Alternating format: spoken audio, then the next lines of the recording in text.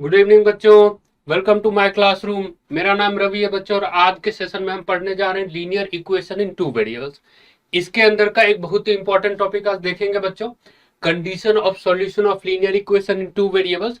इसके अंदर देखिए बच्चों, जनरली आपका क्या होता है कि तीन कंडीशंस होते हैं, ठीक है। उन तीनों कंडीशन को आप याद रख लेते हो और पेपर में अगर क्वेश्चन है तो उसी के ऊपर क्या करते हैं, अप्लाई करते हैं और आंसर फाइंड करते हैं। आज के सेशन में बच्चों ऑब्जेक्टिव हमारा ये होगा कि उन तीनों रिजल्ट्स को हम देखें और थोड़ा बहुत ये भी समझने की कोशिश करें कि वो आपका रिजल्ट जो है ना कहां से निकल के आता है, ठीक है। और उसको हम क्या करेंगे कि ग्राफिकली थोड़ा बहुत फील करने की कोशिश करेंगे, ठीक है। तो चलिए शुरू करते हैं इसको बच्चों।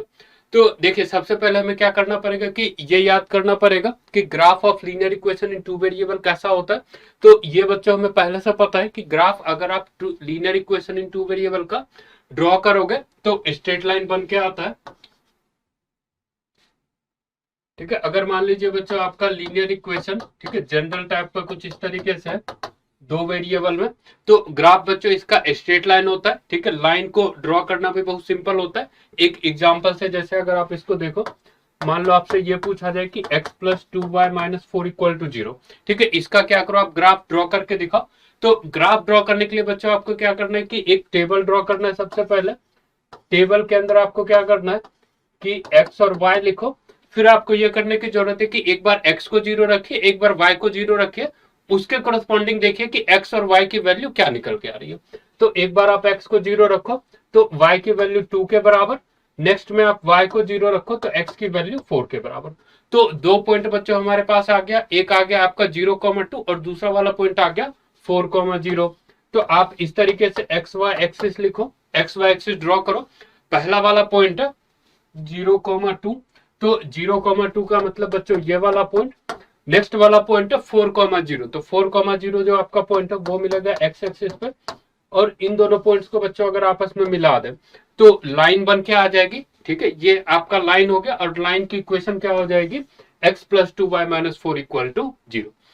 अब देखिए बच्चों इसके बाद क्या है कि हमें यह समझना है कि algebraic meaning of intersection of to curves, मतलब कि दो कर्व्स बच्चों अगर आपस में इंटरसेक्ट कर रहे हैं तो उसका क्या मतलब है, ठीक है, उससे आप क्या समझते हो। तो देखिए सबसे पहले क्या करते हैं कि मान लो एक हमारे पास पैराबोला गिवन है, ठीक है, क्वाड्रेटिक इक्वेशन का। आप क्या करो इसके साथ कि एक स्ट्रेट लाइन ड्रॉ करो। तो हमें ये दिख रहा है बच्चों कि ये जो स्ट्रेट लाइन है और पैराबोला, ये दोनों आपस में कितने पॉइंट पे इंटरसेक्ट कर रहे हैं, दो पॉइंट पे इंटरसेक्ट कर रहे हैं। तो अगर बच्चों दो पॉइंट पे इंटरसेक्ट कर रहे हैं तो हम क्या बोलेंगे, इन दोनों इक्वेशन के, इन दोनों ग्राफ के कितने सॉल्यूशन होंगे, दो सॉल्यूशन। और इन दोनों पॉइंट्स का अगर कुछ नाम रख लो ए और बी, तो ऑब्वियस सी बात है बच्चों ए का कुछ कोऑर्डिनेट होगा, बी का भी कुछ कोऑर्डिनेट होगा। ए का कोऑर्डिनेट कुछ मान लीजिए x1 y1 और बी का कोऑर्डिनेट कुछ मान लेंगे x2 y2। तो जो भी बच्चों इन दोनों का इक्वेशन होगा, उन दोनों इक्वेशन को ए और बी जो है ना आपका क्या करेगा, साइमल्टेनियसली सेटिस्फाई करेगा। अभी बच्चों हमें केवल इतना समझना है, ठीक है, कम से कम इतना समझ लेना है कि दो पॉइंट पे अगर ये दोनों ग्राफ इंटरसेक्ट कर रहे हैं तो दो सॉल्यूशन हमारे पास होंगे। तो इससे हमें क्या समझ में आ रहा है कि आप क्या लिख सकते हो कि point of intersection of two graphs represent their solution. Next में आप क्या कर सकते हो कि एक लाइन आप और ड्रॉ कर लो। तो इस लाइन से हमें ये देख सकते हैं, ठीक है, इस लाइन से आपको ये पता चलेगा कि लाइन और जो हमारा पैराबोला है एक पॉइंट पे इंटरसेक्ट कर रहा है तो एक सॉल्यूशन। फिर ग्रीन वाला लाइन और जो आपका येलो वाला लाइन है, ठीक है, दोनों लाइंस एक पॉइंट पर इंटरसेक्ट कर रहे हैं वापस से, तो हम क्या बोलेंगे, वापस से इसका एक सॉल्यूशन। तो ये बच्चों अगर हमें समझ में आ रहा है तो इस वाले कंसेप्ट को हम क्या कर सकते हैं, जो solution of linear equation in two variables है वहां पे यूज कर सकते हैं। तो यूज इसको कैसे करेंगे बच्चों, पेयर वाइज हम इसको पढ़ेंगे, ठीक है। तो पहला केस बनाते हैं सबसे पहले, ठीक है। सबसे पहला केस आपका कौन सा होगा, इंटरसेक्टिंग लाइंस। इंटरसेक्टिंग लाइंस का मतलब हुआ कि दो लाइंस आपस में क्या कर रहे हैं, इंटरसेक्ट कर रहे हैं। तो ऑब्वियस सी बात है बच्चों, डायग्राम से भी हमें दिख रहा है दो पॉइंट पे इंटरसेक्ट कर रहे हैं। तो सबसे पहले इसका नाम रखेंगे, तो नाम इसका क्या हो गया, इंटरसेक्टिंग लाइंस। फिर इसके बाद बच्चों हमें क्या दिख रहा है कि ये जो दोनों लाइंस है, ठीक है, कितने पॉइंट पे इंटरसेक्ट कर रहा है, एक पॉइंट पे इंटरसेक्ट कर रहा है। तो जो चीज बच्चों हमने पहले पढ़ रखी है उसके हिसाब से नंबर ऑफ सॉल्यूशन इसके कितने होने चाहिए, एक सॉल्यूशन। और वो भी सॉल्यूशन आपका कैसा होगा, यूनिक सॉल्यूशन होगा, ठीक है। केवल एक सॉल्यूशन है और कैसा सॉल्यूशन है, यूनिक सॉल्यूशन। अब एक सॉल्यूशन अगर बन रहा है बच्चों तो इसको हम अलग से भी क्या बोल सकते हैं, consistent system of equation. Consistent system of equation का मतलब होता है कि अगर आपके पास सिस्टम ऑफ इक्वेशन है, ठीक है, दो linear equation in two variables है आपके पास, तो अगर दोनों के एटलीस्ट वन सॉल्यूशन है, ठीक है, ध्यान से सब लोग सुनिए कि दोनों सिस्टम ऑफ सॉल्यूशन के कम से कम अगर एक सॉल्यूशन है तो आप उसको बोलोगे कंसिस्टेंट, अगर उसका कोई भी सॉल्यूशन नहीं है तो उसको हम बोलेंगे इनकंसिस्टेंट। तो फर्स्ट वाले का बच्चों एक सॉल्यूशन हो रहा है तो कंसिस्टेंट। नेक्स्ट वाला केस देखिए क्या होगा बच्चों की, लाइंस आप क्या करो, पैरेलल ड्रॉ करो, ठीक है, इस तरीके से दो पैरेलल लाइन आपने ड्रॉ करा। तो सबसे पहले क्या करेंगे, इसका नाम रखेंगे, तो नाम क्या हो गया बच्चों, पैरेलल लाइंस।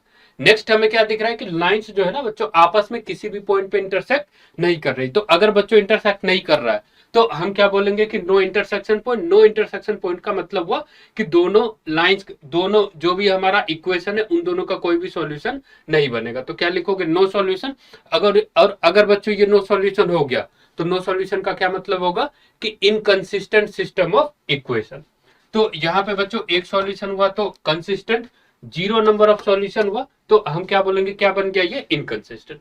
लास्ट केस देखिए बच्चों, इसमें ये होता है कि दोनों लाइंस जो है ना एक दूसरे के ऊपर आ जाए, ठीक है, एक दूसरे के ऊपर आ जाए तो इसको मैथमेटिकली हम क्या बोलेंगे, को इंसिडेंट लाइंस। और अगर बच्चों को इंसिडेंट लाइंस हैं तो इसके सॉल्यूशन क्या हो जाएंगे, जितने भी पॉइंट्स है सारे के सारे इंटरसेक्शन पॉइंट हो गए। तो कितने इंटरसेक्शन पॉइंट है, तो इनफाइनाइट इंटरसेक्शन पॉइंट है, तो हम क्या बोल सकते हैं, इनफाइनाइट सॉल्यूशन। तो अगर बच्चों इनफाइनाइट सॉल्यूशन है तो आप क्या बोल सकते हो, सिस्टम ऑफ इक्वेशन कैसा होगा, कंसिस्टेंट। ठीक है, तो कंसिस्टेंट और इनकंसिस्टेंट इसके ऊपर भी बच्चों आपसे क्वेश्चन पूछा जाएगा। तो सिंपल सी चीज आपको ध्यान में रखनी है कि नंबर ऑफ सॉल्यूशन अगर जीरो है तो सिस्टम इनकंसिस्टेंट, और अगर नंबर ऑफ सॉल्यूशन बच्चों एक या एक से ज्यादा है तो उस केस में आपका सिस्टम कैसा बन जाएगा, कंसिस्टेंट बन जाएगा। तो ग्राफिकली बच्चों इसको हम इस तरीके से देख सकते हैं, ठीक है, ये वाला कंसेप्ट। अब हम क्या करते हैं कि कंडीशंस देख लेते हैं, ठीक है, जिससे आपका क्वेश्चन सॉल्व होगा। तो ये हमने एज्यूम कर लिया कि हमारा सिस्टम ऑफ लीनियर इक्वेशन है, ये आप मान लो फर्स्ट वाला इक्वेशन, और ये हमने एज्यूम कर लिया सेकंड वाला इक्वेशन। अब देखिए बच्चों इसके बाद क्या है कि फर्स्ट वाला केस उठाते हैं, ठीक है, जिसमें आपके लाइंस क्या कर रहे हैं, एक पॉइंट पे इंटरसेक्ट कर रहे हैं। तो कंडीशन बच्चों आपको डायरेक्ट याद रखना है, क्या याद रखना है कि a1/a2 not equal to b1/b2। ये वाला जो रिजल्ट है आप इसको डिराइव कर सकते हो, ठीक है, लाइंस के स्लोप की हेल्प से, ठीक है, लेकिन अभी हम रहने देंगे, हमारे लेवल से थोड़ा सा ज्यादा हो जाएगा, 11th क्लास में पढ़ोगे आप इसको। नेक्स्ट वाला केस देखिए क्या होगा कि लाइंस दोनों पैरेलल, तो पैरेलल लाइंस में बच्चों कंडीशन होगी कि a1/a2 equal to b1/b2 not equal to c1 divided by c2। Last वाला केस देखिए क्या है बच्चों की लाइंस को इंसिडेंट हो जाए तो कोइंसिडेंट लाइंस के लिए केस होगा कि a1/a2 equal to b1/b2 equal to c1/c2। तो इससे रिलेटेड बच्चों जब क्वेश्चन सॉल्व कर रहे हैं तो ये तीनों कंडीशंस क्या होनी चाहिए, आपको ढंग से याद होनी चाहिए, ठीक है, तभी इसको पेपर में अप्लाई कर सकते हैं।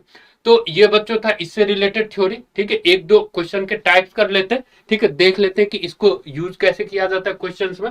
तो देखिए पहला वाला क्वेश्चन है, ठीक है, पहला वाला आपका सबसे सिंपल वाला क्वेश्चन टाइप है कि आपको सिस्टम ऑफ लीनियर इक्वेशन देंगे और आपसे ये बोला जाएगा कि भाई चेक करके बताओ कि यूनिक सॉल्यूशन है, नो सॉल्यूशन या फिर इनफाइनाइट सॉल्यूशन है।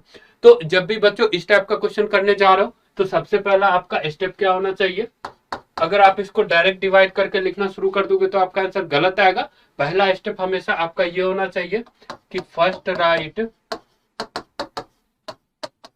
सिस्टम ऑफ इक्वेशंस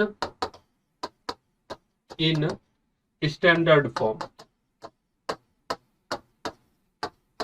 ठीक है बच्चों, तो सबसे पहले आपको क्या ध्यान में रखना है कि किसी भी टाइप का इसके ऊपर क्वेश्चन आ जाए तो पहला स्टेप जरूर से कीजिए कि जो भी आपके पास सिस्टम ऑफ लीनियर इक्वेशन लिखा हुआ है उसको आप कन्वर्ट करो स्टैंडर्ड फॉर्म में।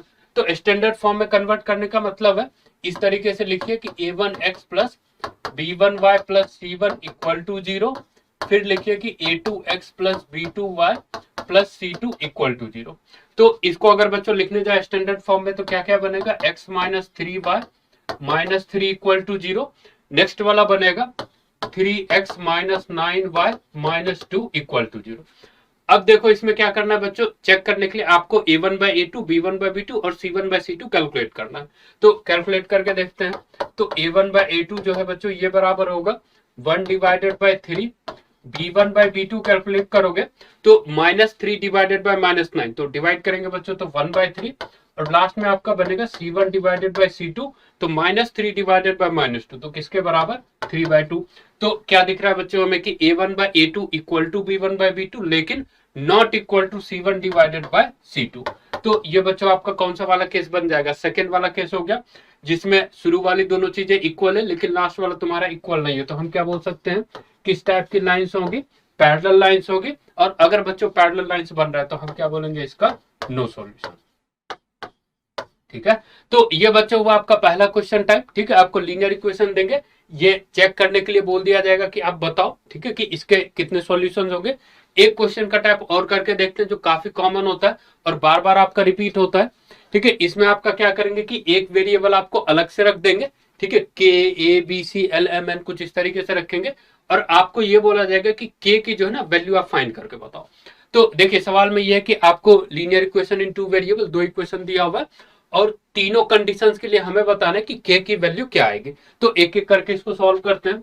सबसे पहले आप इक्वेशन को बच्चों वापस से क्या कीजिए, स्टैंडर्ड फॉर्म में लिखिए। तो कैसे लिखोगे, K X minus Y minus two equal to 0, 6x minus 2y minus 3 equal to 0। अब देखिए बच्चों क्या करना है कि तीनों पार्ट को सॉल्व करना है। तो a1 by a2, b1 by b2, c1 by c2, इन तीनों चीजों की हमें जरूरत पड़ने वाली है। तो क्या करो, सबसे पहले इन तीनों को कैलकुलेट कर लो। तो a1 बाई a2 बन जाएगा बच्चों k डिवाइडेड बाई 6, फिर b1 बाई b2 लिखोगे तो ये आपका कितना बन जाएगा, -1 डिवाइडेड बाई -2, तो 1/2 के बराबर। और c1 बाई c2 अगर लिखें तो ये हो गया बच्चों 2/3 के बराबर।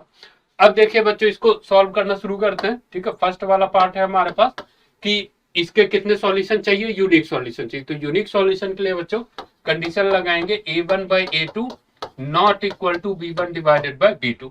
तो a1 बाई a2 हो गया बच्चों k डिवाइडेड बाई 6 के बराबर और नॉट इक्वल टू किसके बराबर, हाफ के बराबर। तो 6 को आप दूसरी साइड मल्टीप्लाई कर दो। अच्छा एक चीज बच्चों और समझ लीजिए कि जनरली तो आप क्या करते हो, इक्वल टू वाला सॉल्व करते हो इक्वेशन, लेकिन अगर नॉट इक्वल टू वाला भी कर रहे हैं ना बच्चों, तो आपको केवल ध्यान में ये रखना है कि बीच वाला साइन चेंज है, बाकी सॉल्व करने के तरीके में कुछ भी चेंज नहीं आता। तो आप चाहो तो इसको इक्वल टू मान के सॉल्व कर लो और हर जगह पे क्या करो, ये क्रॉस वाला साइन लगाते जाओ, मतलब नॉट इक्वल टू।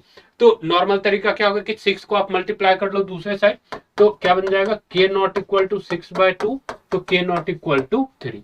अब k नॉट इक्वल टू 3 जो आ रहा है ना बच्चों, इसको आप क्या कर सकते हो, थोड़ा बहुत इंटरप्रेट भी कर सकते हो, थोड़ा बहुत और डीप में जा सकते हो।